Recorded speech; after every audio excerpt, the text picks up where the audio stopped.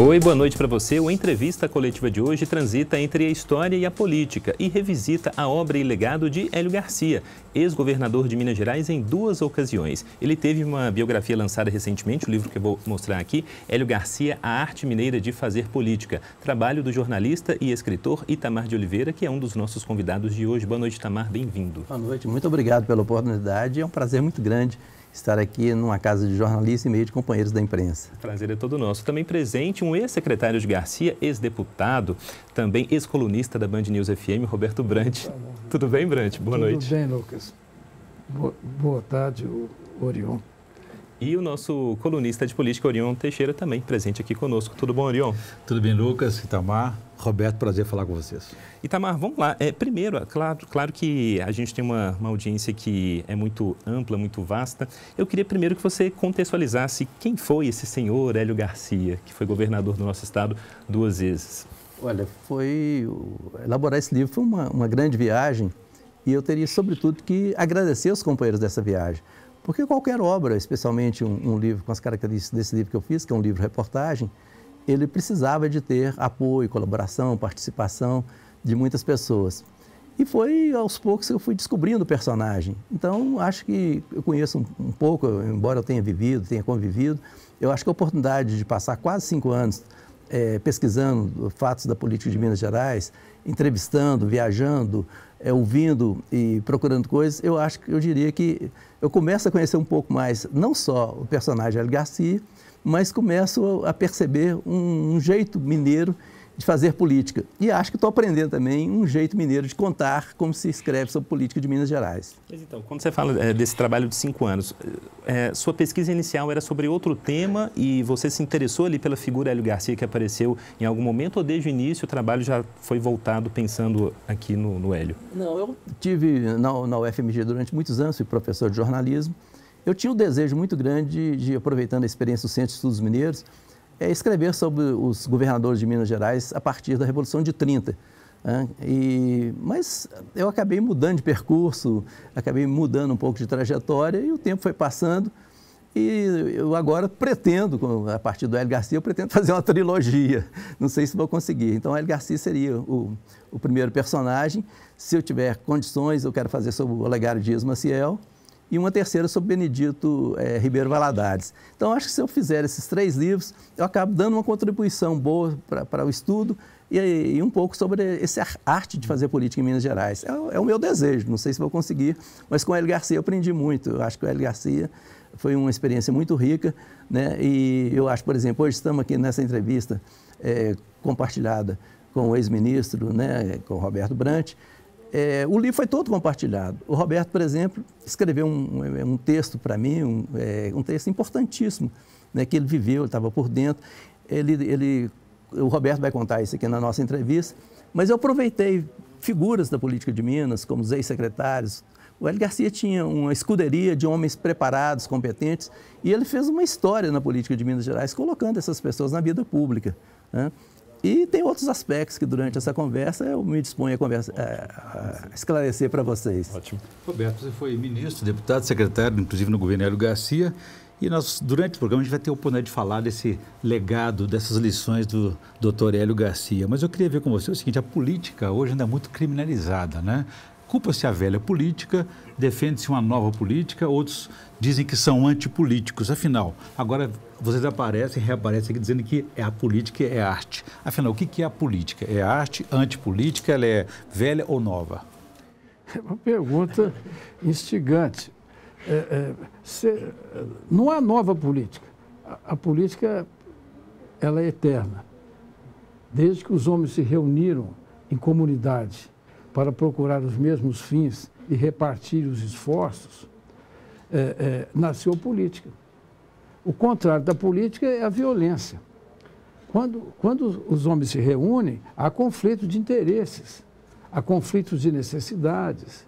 Então, a política é aquele processo pelo qual se arbrita isso civilizado e pacificamente. De sorte que você organiza os recursos da comunidade em benefício da própria comunidade. Na ausência da política, é o reino da violência. Então, toda vez que se fala contra a política, você está negando a própria natureza da convivência humana. E política nova, como eu também digo, a natureza humana não mudou ao longo de toda a existência do homem civilizado. Então, não há política nova, a política é a mesma sempre. O que as pessoas confundem é o fracasso da organização institucional e política que está por trás do Estado com as expectativas que a população tem em relação ao Estado. Então, na verdade, a má gestão do Estado é algo com o qual você tem de combater. Mas a política é o meio pelo qual você pode governar bem ou mal. A política em si ela é neutra, mas é apenas o toque de civilidade que você dá nessa disputa, que é inerente.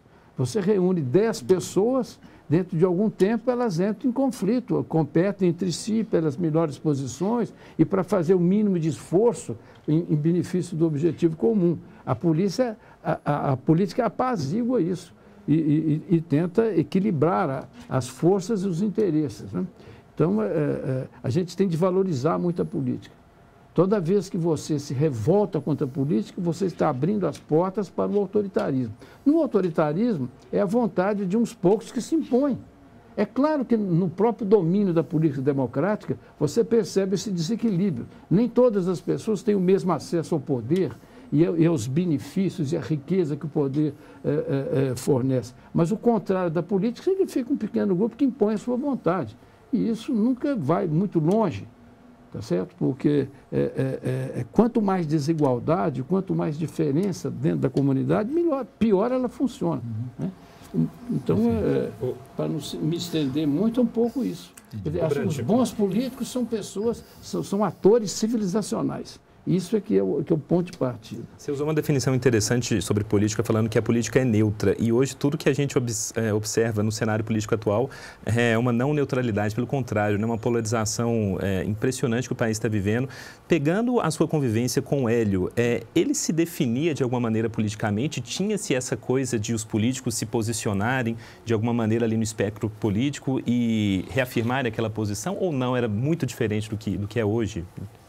Era bastante diferente do que é hoje. Ele se via como em algum lado, por exemplo? Você está se referindo praticamente ao espectro político, isso. Esquerda, centro, direita. Isso. Eu diria que ele era fundamentalmente um homem de centro. Mas no momento em que ele protagonizou, no momento em que ele foi o ator relevante da política, havia um interesse maior em causa, que era a volta à democracia no Brasil. Sim. O Brasil vinha de 20 anos... O Hélio foi deputado do partido do governo. Em 1968, ele era deputado federal por Minas Gerais. No episódio da cassação do deputado Márcio Moreira Alves, não foi a cassação, do processo do Márcio Moreira Alves, que foi instituído o AI-5 e fechou-se o Congresso, ele desiludiu da vida pública e voltou para a Fazenda e não tentou a reeleição. Ele voltou mais tarde, ainda no governo militar, para ser presidente da Caixa. E aí houve um encontro dele com o Tancredo. Ele era oriundo da UDN e o Tancredo do PSD. O regime militar estava maduro para cair. E a transição de um regime autoritário baseado na força para um regime democrático pode ser catastrófica. Sim. E pode deixar feridas incuráveis por gerações. Então, aquilo era uma operação muito delicada e ele foi uma pessoa chave nisso. Não como o verbalizador, não como o grande orador, o grande tribuno, a pessoa que mobilizava as massas pelo encanto da palavra ou do pensamento. Isso era o Tancredo que fazia e o Ulisses que fazia. Ele foi o operário dessa operação. E necessário, né? Se eu tiver a oportunidade de explicar um pouco mais isso, ele fez o trabalho de bastidor. Ele fez o trabalho de arrumar a casa politicamente para tornar possível isso. Foi o chão de fábrica ali, né? A fábrica, exatamente. Ele foi um operário, esteve no chão da fábrica. E na sombra. Ele não competia pela exposição política, pela exposição midiática. E isso era indispensável. E outra coisa, era necessário unir pessoas dos diferentes polos. Porque se você acirrasse a polarização e o conflito, certamente nós teríamos sangue ou guerra civil. Entendi. Você só conseguiria derrubar o regime pacificamente se você pudesse recrutar pessoas de dentro, entre as forças políticas do regime. E foi isso que ele fez com o PP. Ele foi o presidente do PP em Minas, o PP era nacional, mas o PP só foi grande em Minas, um pouco no Paraná, um pouco em São Paulo. Mas aqui que estava, o projeto Tancredo nasceu aqui com o PP, onde ele tirou gente da Arena e gente do PMDB para formar o PP. Era um partido que ia procurar fugir da polarização. Sim. No fim, não pôde. Por quê? Porque o governo militar estabeleceu uma norma dizendo que não se podia votar. Quem votasse no governador de um partido teria de votar na chapa completa, senador, deputado, que chamada vinculação de voto. Com isso, o PP não tinha condições de competir, porque as duas grandes massas partidárias eram a Arena e o PMDB. Mas aí eles voltaram atrás e se incorporaram ao PMDB, voltaram e fundiram-se no PMDB. Aí criando um novo PMDB, não aquele PMDB dos autênticos, que queria medir forças com o regime militar apenas com a garganta, sem ter nenhuma arma, sem ter nenhuma força, sem ter nenhuma consistência nisso. E aí começou o caminho da transição democrática, que foi exitosa no sentido que não deixou feridas. Estão tentando reabrir algumas agora, mas de modo geral elas passaram. Muito bem. Itamar, Minas, talvez o seu livro e a sua experiência, a sua convivência com o Dr. Hélio Garcia, essa experiência possa trazer algum tipo de resposta. Mas Minas perdeu influência, força no plano nacional. Essa é uma responsabilidade da política ou de uma crise financeira, da economia que tirou esse poder, essa influência de Minas Gerais? Olha, Orion, eu acho que quando nós estamos falando sobre Minas Gerais, nós estamos falando de um processo que afastou os mineiros, afastou Minas Gerais dos polos de poder, isso em todos os planos, no esporte, na economia e essencialmente na política, onde Minas teve um grande protagonismo. Mas para mim está sendo muito interessante porque quando nós colocamos Hélio Garcia em pauta, a surpresa é muito grande, porque o Hélio Garcia tem aparecido quase que como uma unanimidade nesse sentido de alguém que dialogava, a arte de dialogar, sabe? Então, assim, é curioso, porque eu fiz um livro-reportagem e estou percebendo que o livro-reportagem está se tornando algo mais do que isso. Essa discussão que nós estamos tendo aqui é uma discussão política, relevante, né, sobre a arte mineira de fazer política, né? E as pessoas que participaram disso estão sentindo, o próprio lançamento desse livro foi um ato político, Roberto, né? Grandes protagonistas políticos de Minas estavam juntos, pessoas que não dialogavam durante um certo tempo, estão conversando. Eu acho que o livro tem também essa relevância do ponto de vista do momento que nós vivemos. E eu estou sendo convidado para fazer o lançamento do livro em muitas cidades do interior. Vou começar na cidade do Dr. Hélio, né? Que é qual? Santo Antônio do Amparo. Neste sábado, vou fazer um lançamento. E tem vários convites, quero ir a Lavras, quero ir a cidades polos, né? Porque o Hélio Garcia tem amigos, admiradores e pessoas que o conheceram, sabe?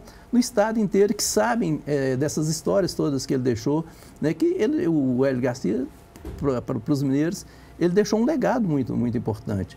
O Roberto mesmo, nós estávamos conversando sobre isso, e aí eu acho uma coisa relevante no trabalho que nós fizemos, é que o livro tem 3 partes, Hélio, Carvalho e Garcia. E Garcia é a última parte onde praticamente eu vi os ex-presidentes da República.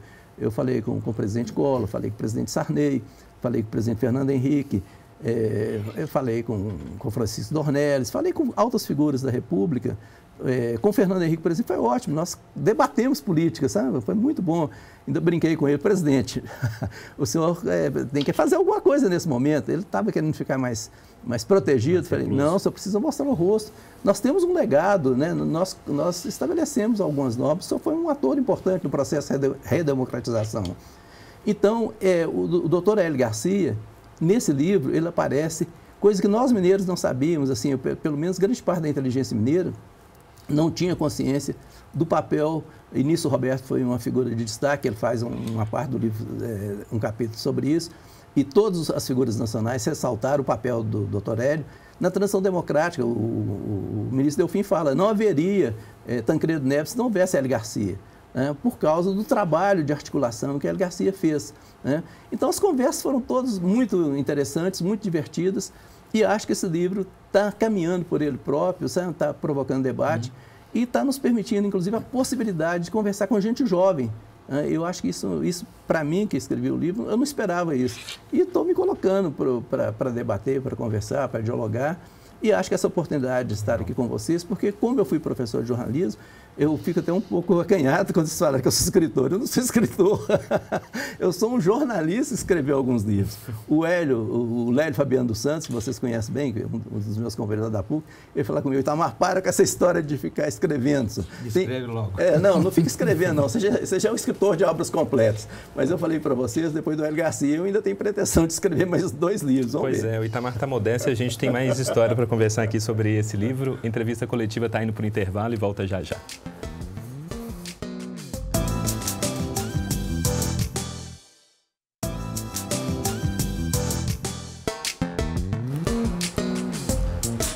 De volta com o Entrevista Coletiva, que pega carona nesse período eleitoral para falar sobre um livro que foi lançado recentemente com a biografia de um dos principais nomes da política mineira nas últimas décadas, Hélio Garcia.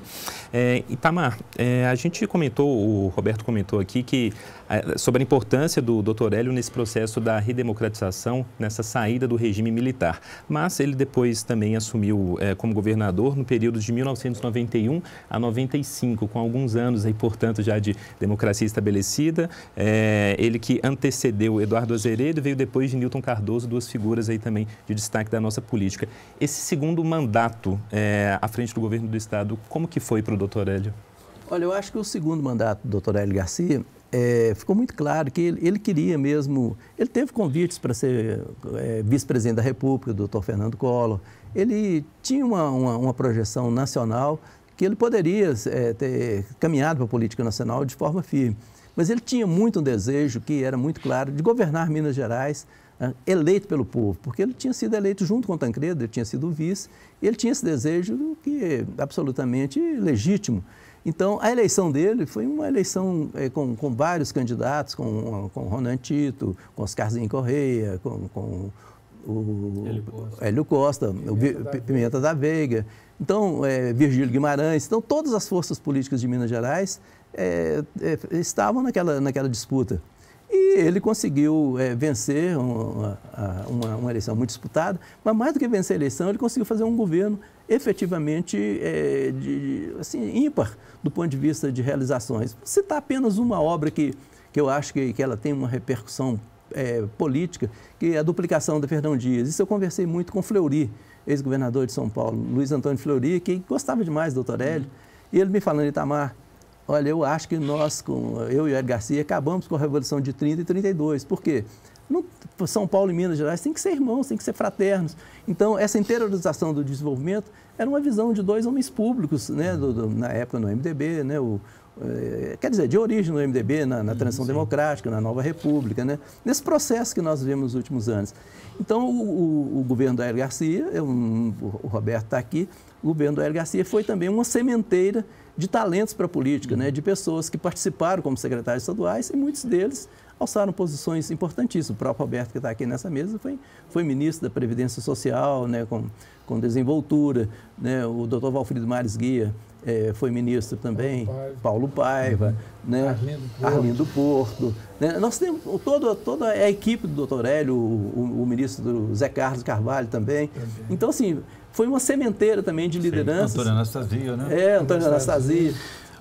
Agora, essa obra que você se refere, a duplicação da 381, foi de BH a São Paulo, porque existe uma outra demanda histórica de BH e Patinga. Roberto, você compôs, integrou a Secretaria da Fazenda do governo Hélio Garcia, trazendo para os dias de hoje a realidade de Minas Gerais. Hoje se fala em vender a CEMIG, que é uma das estatais importantíssimas, até para gerenciar administrativamente o Estado, e fala-se em adesão ao regime de recuperação fiscal. Como é que você está avaliando essas propostas? Vamos separar uma coisa da outra. Privatização, que é uma coisa carregada de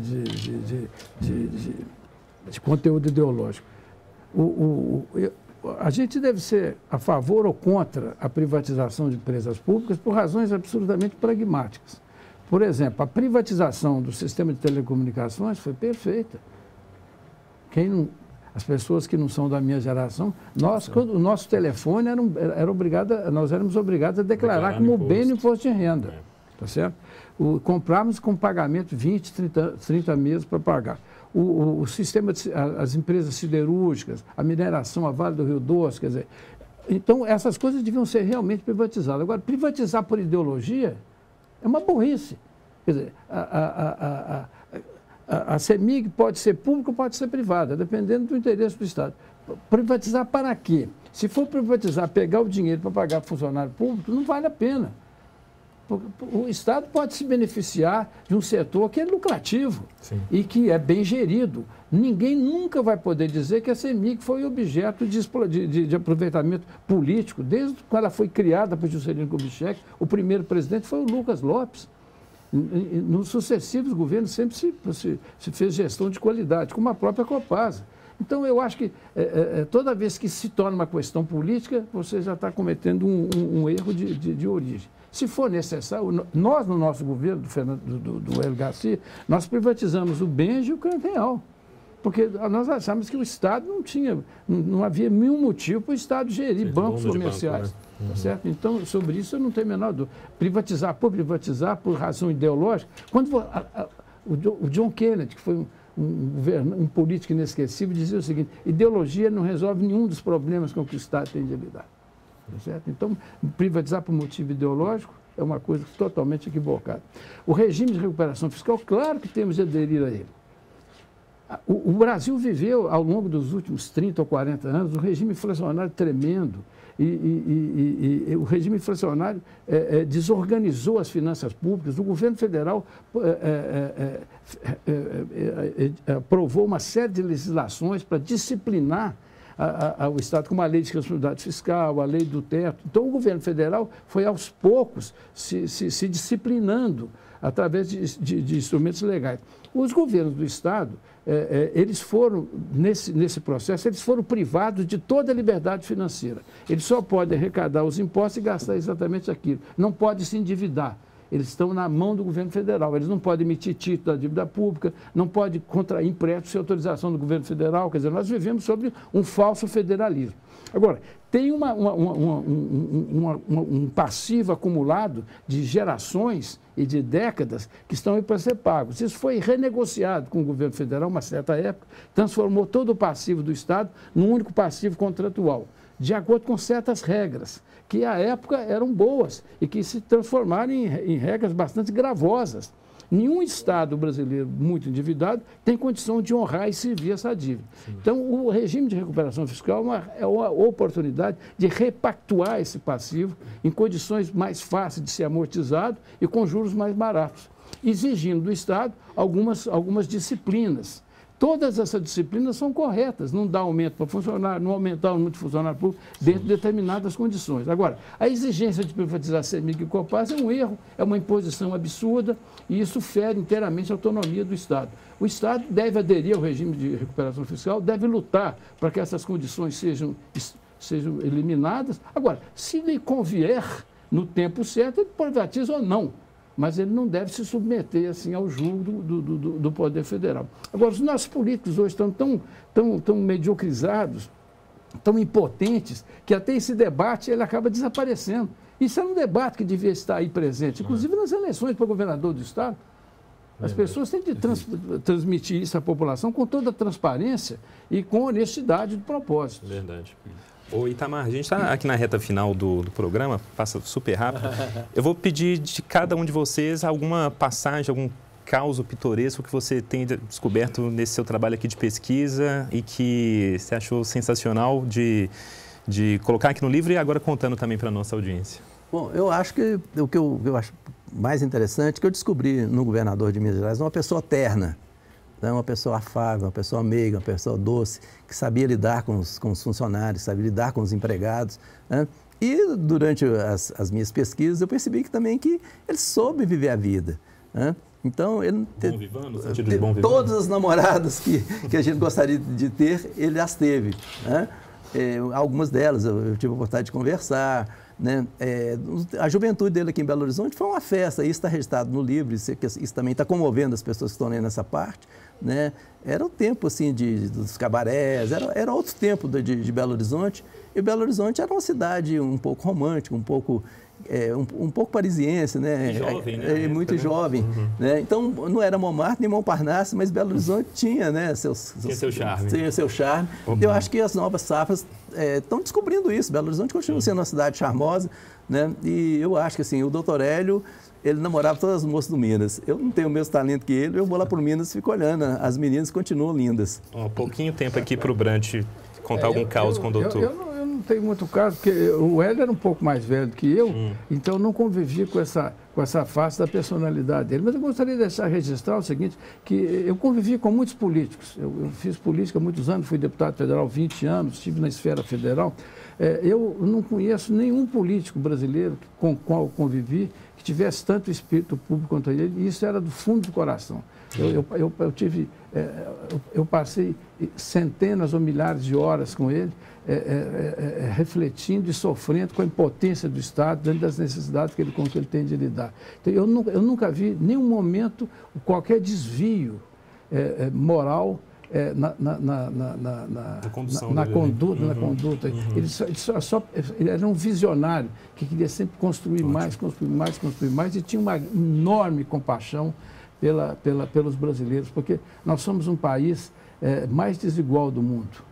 Nós somos uma pequena ilha cercada de pobreza por todos os lados, e é triste que a política, que é neutra, como ele disse, não use as suas ferramentas, seus instrumentos e as suas possibilidades para combater essa chaga que pode inviabilizar o país muito breve. Olha, a entrevista coletiva, infelizmente, está ficando por aqui. A gente podia ficar mais 2 horas agradecendo as presenças aqui dos nossos convidados, o Itamar. Boa noite, Itamar, até. E também o Brant, até uma próxima. Boa noite. Muito obrigado. E, claro, agradecendo ao Orion também, né, Orion? Obrigado. Prazer, aprendi muito que hoje política mineira. Obrigado a vocês. Valeu. E, claro, um obrigado especial a você que nos acompanhou até aqui. Para rever a este e a outros programas, você pode entrar lá no YouTube Band Minas, na nossa página. Para você, boa noite, um bom fim de semana. Tchau.